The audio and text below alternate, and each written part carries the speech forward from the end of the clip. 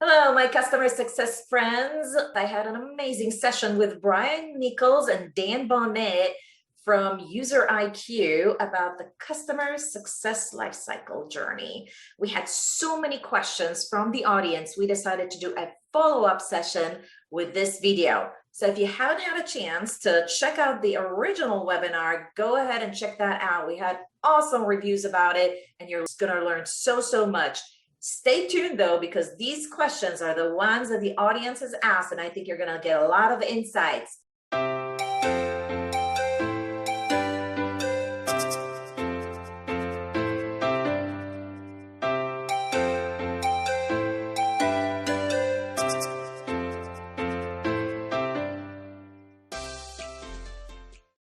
Welcome, Brian and Dan. Thanks for joining me today. Question that was posted to us that I think I would love to hear y'all's opinions on is around the customer journey map. Once you've built it, should you share that document, that customer journey map, with customers? Or is it more of an internal document? Maybe talk a little bit about what you should expose to the outside world and what you should keep internal only. There's a certain format of the customer journey map that we do recommend showing customers. One of the main challenges that we see happening all the time is when the customer success organization is relatively new.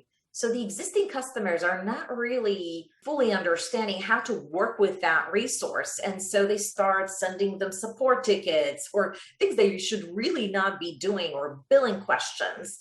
And so I think that sharing the customer journey not just allows them to understand what is the appropriate activity that they should be doing with the CSMs, but also open up understanding what are the scheduled activities that they can expect having with the CSM, and who are the right resources on the client's end that should participate in it. Brian, do you do the same thing, or is there a portion of the customer success journey that you're not showing customers? We tend to show our customers mainly the beginning of the journey, and that is from a successful onboarding standpoint, what has worked for customers in the past, and marry that with what the customer themselves says is important to them. We tend to show more of the beginning of the journey when you talk about onboarding, and maybe less so towards the end when you talk about expansion and advocacy. How do you know the customer is actually getting value out of what you're doing? And so that's one of those things that's always hard to do for CS teams. And so I want to dig a little bit deeper on that one. And the question that came in from the audience was, what questions help you lead the customer to actually quantify the value that they're expecting to get, as well as actually receiving during their journey? Typically, what we ask our customers is, what is your plan, or what are you going to do with the results, the data, the outcomes that you're getting from UserIQ? Two examples could be we're going to focus our customers on a new area of our product, or we're going to look at expansion opportunities with our top 10, top 20 healthiest customers. So I think it's important to understand what the customer is going to do with that data, so that way you can help drive whatever outcome it is that they're looking for. The second thing is not only what are they going to do with the data, but what is their goal? What are they trying to achieve by using your platform? And at UserIQ, we're looking to help CS teams get to know their customers better from a proactive standpoint.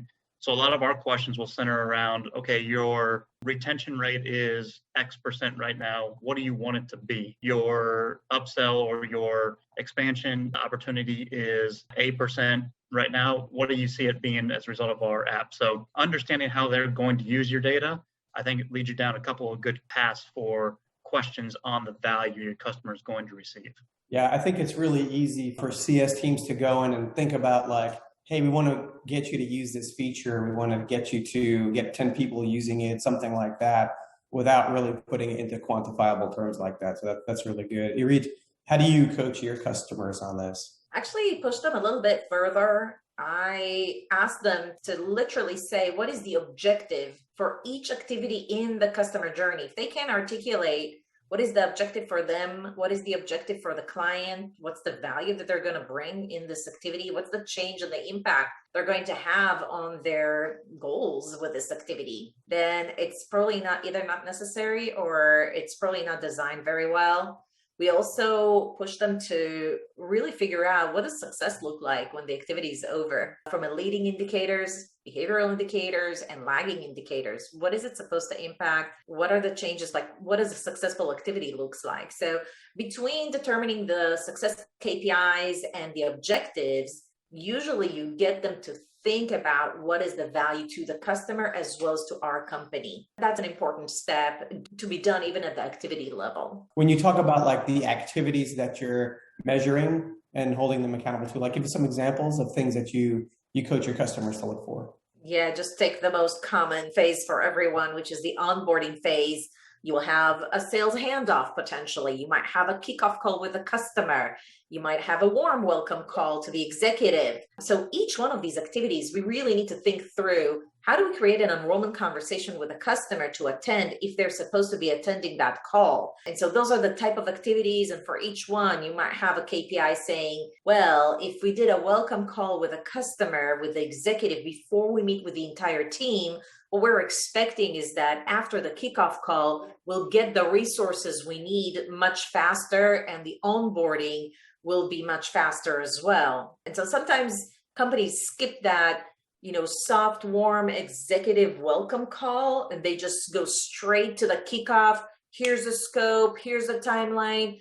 In some situation, it's actually warranted to have that welcome call. And if we do that, that's extra time on our end to schedule it, to lead it. What is the expectation and the impact it's going to have on the onboarding phase? So in that case, your example seems to me like if you have that kickoff call with executives and you get everybody really excited about what's about to happen, then resources will get assigned and hopefully that onboarding stage of the journey will happen faster than it would otherwise. Right. Yeah. And you only want to design that sort of stuff because it's additional element when you have an issue with customers, with getting those resources. If you are designing an extra activity just with the executive before the large kickoff call, you're going to dedicate more time and resources. What is the expectation? What does success look like? As you get into the retention and expansion stages, and again, customer facing, call them something that's appropriate, right?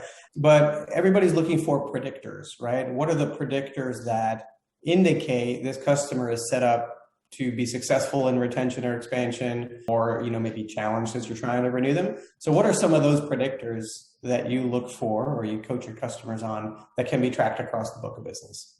If you liked what you've heard so far, that's awesome. More coming in a second here, but in the meantime, I want you to click that like button so that YouTube knows that this is great content and you can start sharing it with others.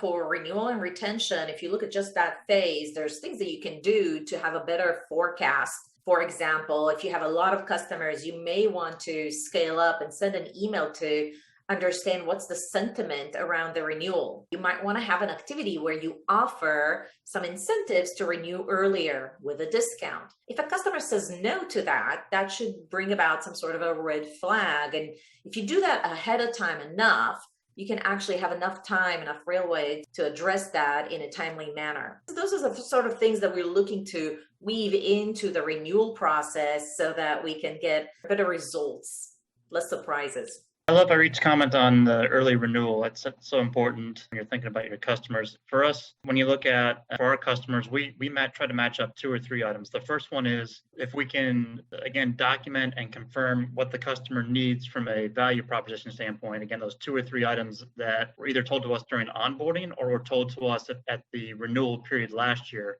what they need to do this year. Taking those items, defining them very well, and then looking back at those every single month or every 6 months or at renewal time to say, did we meet the expectations of our customers? Did we exceed the expectations of our customers? Did they get the outcomes that they wanted? That's number one. Number two, from an objective standpoint, looking at how often and what they're using in your solution, your application. Some organizations will look at how many times they logged in. Some will look at how many times they were in-app.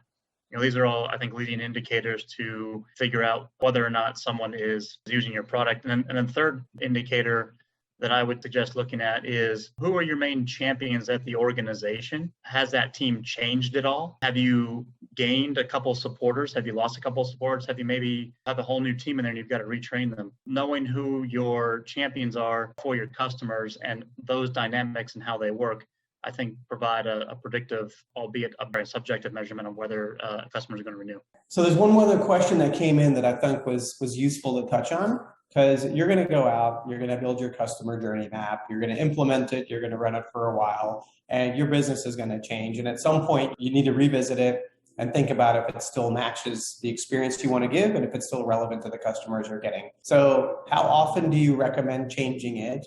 What should you do with the old versions? Should you keep them or not?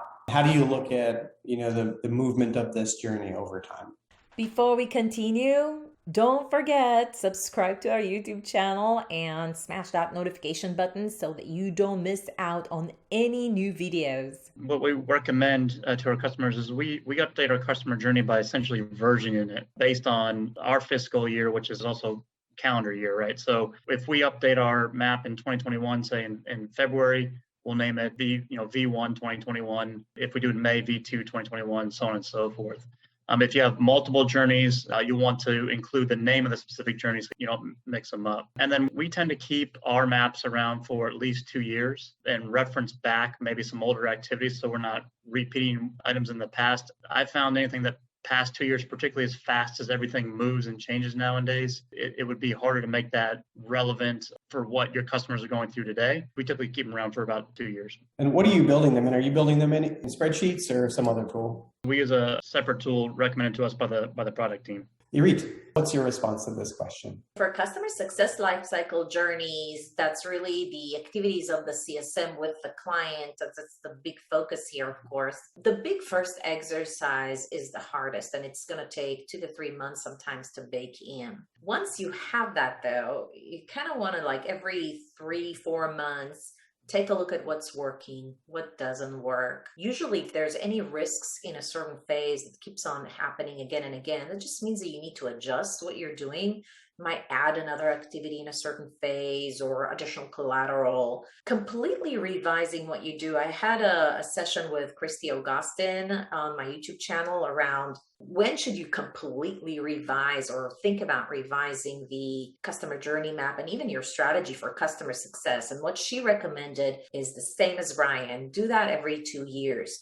Really think about not just what works and doesn't work for your customers, which you should be really doing every quarter or so, but think about, okay, how did the market change? How much did our company go-to-market strategy change? Can I talk to the sales guys and see, are we starting to get a different types of customers or different needs from customers during the sales cycle that really suggest that they have different business needs or use cases that will allow us to accommodate by changing the customer journey? So those are the kind of questions that I like to think about as we're thinking about the strategy in general. Sometimes it works 2 years ago, but this, after 2 years, a lot can change from both market and company strategy standpoint, and we need to adjust for those reasons, if nothing. Well, good. Those were all the questions that we wanted to catch up on and make sure we didn't leave our audience hanging. Thanks, Irit and Brian, for participating once again, and look forward to talking to you guys again in the future.